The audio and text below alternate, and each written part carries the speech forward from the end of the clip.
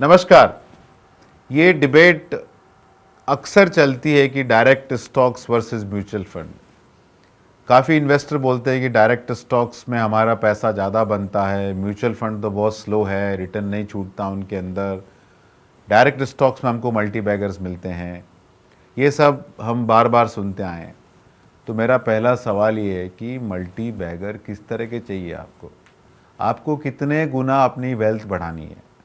2 गुना, 10 गुना, 20 गुना, 50 गुना, 100 गुना, 1000 गुना? मैं आपको टिप देता हूं कि कैसे आप मल्टी बैगर आइडेंटिफाई कर सकते हो। इंडिया में इक्विटी मार्केट में ऑन एवरेज 4.5-5 साल में पैसा डबल हुआ है।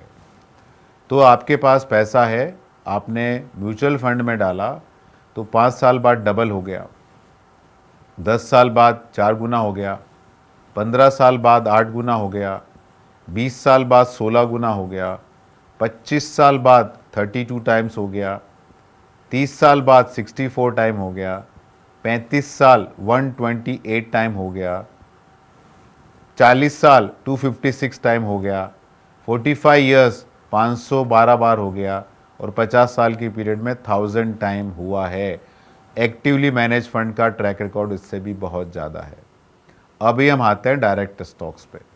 तो पहले हम डेटा एनालाइज करते हैं 2016 से 2021 5 साल के पीरियड में। तो लार्ज कैप लेते हैं। तो लार्ज कैप डायरेक्ट स्टॉक्स में क्या हुआ?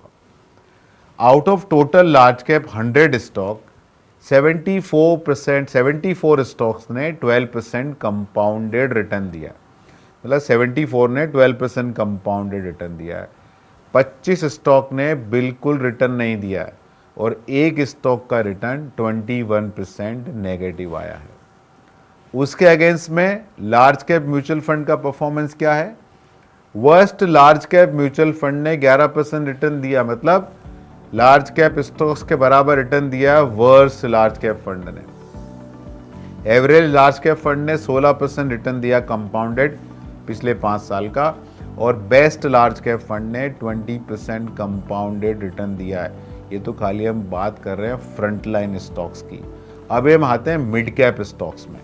तो मिड कैप स्टॉक्स में अगेन 150 स्टॉक्स आसपास है। उसके अंदर 77 स्टॉक्स ने वहां पे 16% कंपाउंडेड पैसा बनाया है और 61 स्टॉक्स ने वहां पैसा बनाया 10% के आसपास कंपाउंडेड। बाकी स्टॉक्स में पैसा नहीं बना। कुछ खास अच्छा परफॉर्मेंस नहीं डायरेक्ट स्टॉक्स का।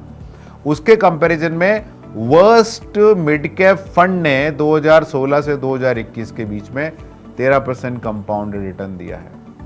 एवरेज मिड कैप फंड ने 18% कंपाउंडेड रिटर्न जनरेट किया है और बेस्ट मिड कैप फंड ने 24% रिटर्न जनरेट किया है।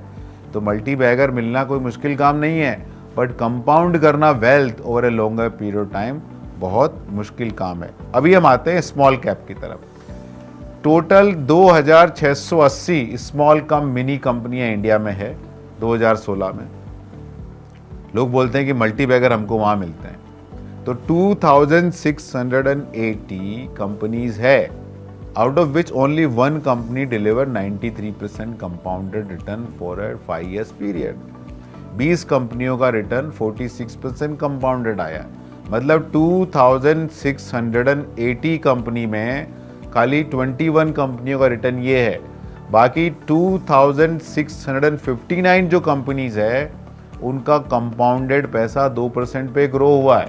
तो 99% मिनी और स्मॉल कैप फंड ने खाली 2% रिटर्न दिया है। उसके कंपैरिजन में हम वर्स्ट स्मॉल कैप फंड का रिटर्न देखते हैं तो 14% कंपाउंडेड है। एवरेज स्मॉल कैप फंड का रिटर्न देखते हैं वह 20% कंपाउंड है और अगर बेस्ट स्मॉल कैप फंड का हम रिटर्न देखते हैं तो वो 25% कंपाउंड हुआ है। तो ये तो आप कहानी देखिए। और अभी आप देखिए क्या हुआ, बाजार गिरा ना। BSE 500 खाली 8% गिरा है, लेकिन उस प्रोसेस के अंदर करीब करीब 56% स्टॉक 20% के ऊपर गिरे हैं, 24% स्टॉक 30% के ऊपर गिरे और खाली 8% स्टॉक है जो 40% गिरे। This is a fall in BSE 500, लेकिन कोई भी म्यूचुअल फंड स्कीम में इतना बड़ा फॉल नहीं हुआ है। तो मल्टी बैगर ढूंढना बहुत आसान है, लेकिन कंपाउंडर जो आपकी वेल्थ लॉन्ग पीरियड के अंदर कंपाउंड करे वो बहुत मुश्किल होता है, और वो खाली प्रोफेशनल मैनेजर ही मैनेज कर सकता है। ये तो हमने डेटा देखा खाली 5 साल का।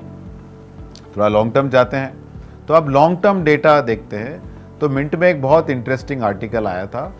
उन्होंने कहा कि भाई 2002 से लेके 2022 के पीरियड का उन्होंने डेटा एनालाइज किया, और 20 साल के पीरियड में उन्होंने कहा कि करीब 600 के ऊपर स्टॉक्स थे, और उनमें से करीब करीब 1/3 स्टॉक्स ने 20% 25% के आसपास कंपाउंडेड रिटर्न दिया है। तो अगर कोई प्रोडक्ट 20% कंपाउंड करे 20 ईयर्स पीरियड के लिए, तो करीब 87 टाइम ग्रोथ होता है। तो खाली 1/3 स्टॉक्स ने पिछले 20 सालों में 87 टाइम ग्रोथ आया उनका। निफ्टी ने उस प्रोसेस के अंदर 20 साल में 15.5%, निफ्टी फंड ने 15.5% के आसपास कंपाउंडेड रिटर्न दिया। इसका मतलब क्या है कि पिछले 20 सालों में निफ्टी इंडेक्स फंड में 18% के आसपास रिटर्न 18 टाइम्स आपका पैसा ग्रो हुआ है। ये अभी हम उसी पीरियड के म्यूचुअल फंड के रिटर्न देखते हैं। 2002 से लेके 2022 के पीरियड का 20 ईयर्स का हम डेटा लेते हैं, तो मालूम पड़ेगा कि काफ़ी फंड ऐसे हैं कि जिन्होंने 20% के ऊपर रिटर्न कंपाउंड किया है। वर्स्ट फंड क्या रहा? वर्स्ट फंड का रिटर्न भी 12% के ऊपर आया, मतलब 11 टाइम आपकी वेल्थ बढ़ी है। वर्स्ट 3 फंड लें तो वहाँ करीब करीब 13% के ऊपर रिटर्न आया, मतलब 13 टाइम आपकी ग्रोथ हुई है पैसे की। वर्स्ट 5 फंड भी हम ले लें तो उनका 14% के ऊपर कंपाउंडेड रिटर्न है, मतलब 14 टाइम आपकी वेल्थ बनी है पिछले 20 सालों में। और अगर एवरेज कैटेगरी एवरेज लूँ तो मैं करीब करीब 19% के आसपास रिटर्न छूटता, मतलब आपका वेल्थ 35 टाइम बढ़ा है। और अगर बेस्ट फंड ले लूँ मैं तो उसका रिटर्न 26.8 टाइम हुआ, मतलब आपका 100 गुना पैसा बना है म्यूचुअल फंड के अंदर। अभी आप कंपैरिजन कर लीजिए डायरेक्ट स्टॉक्स के अंदर। अगर यही डेटा मैं 25 साल का ले जाऊं, 1996 से 2021 का डेटा एनालाइज करूं, तो बहुत इंटरेस्टिंग डेटा आता है।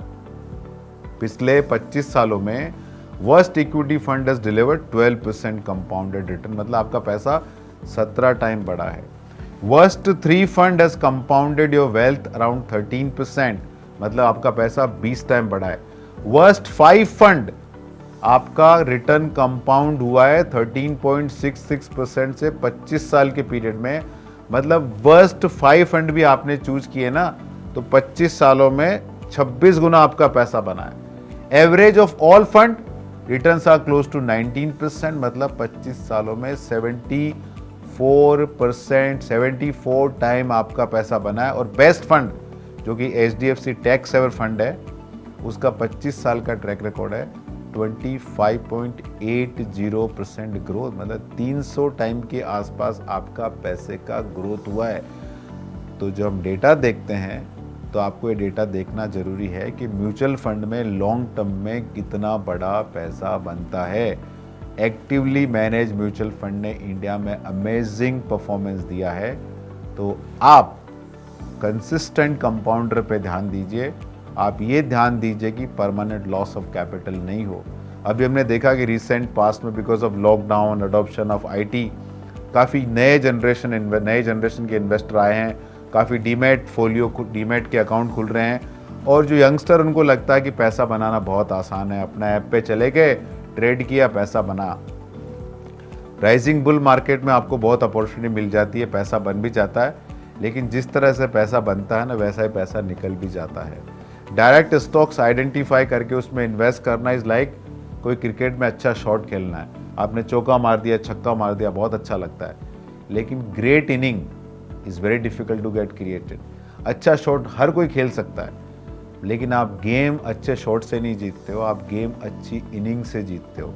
तो म्यूचुअल फंड का पोर्टफोलियो है एक अच्छी इनिंग जैसा है, एक बात। दूसरा बात देखो, जब आप डायरेक्ट स्टॉक्स में पैसा डालते हो ना, आपका पोर्टफोलियो वेल डाइवर्सिफाइड नहीं होता है।